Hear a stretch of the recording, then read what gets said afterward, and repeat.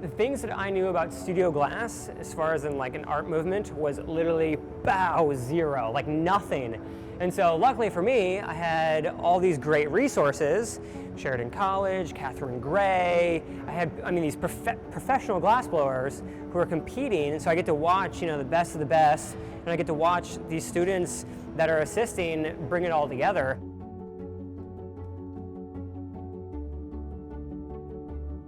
For season 2, you could tell that all the assistants had gone through season 1 and that they knew what to expect.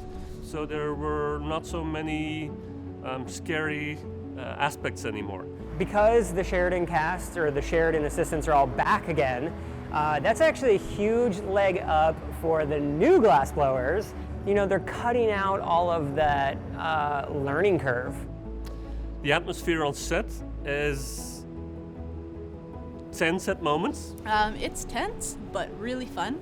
It's a bit of a mix between frantic and focused.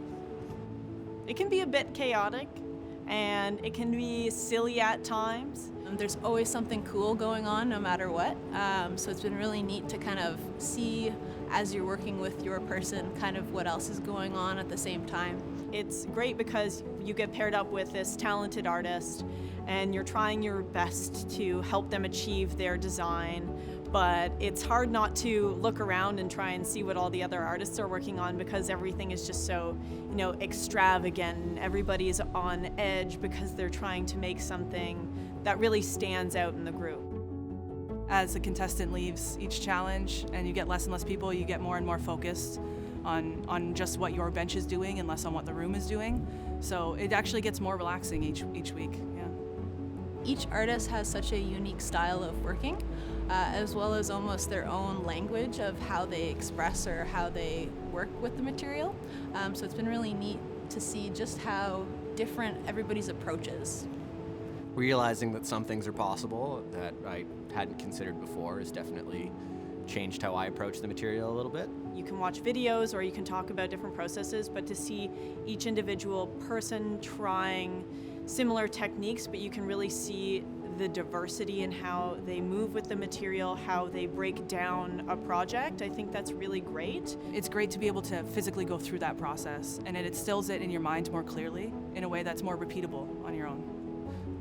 I think what makes this production so special for Sheridan is the fact not only that we're supporting the production, but also that we were like an integral part of it, that the whole production might not have been possible without the input of Sheridan and their faculty and students.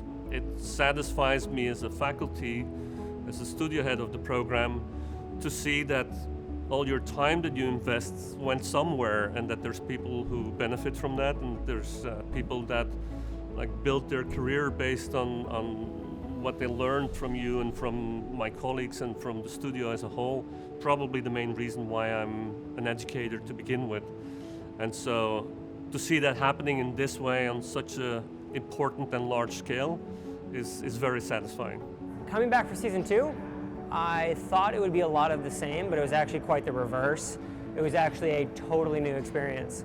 I think audiences have a lot of very interesting glass objects to look forward to, a lot of strange conceptual ideas, and really new techniques that I know a lot of us glass artists haven't even seen before in real life. The set's looking better, the crew is more, in tune with what's going on set.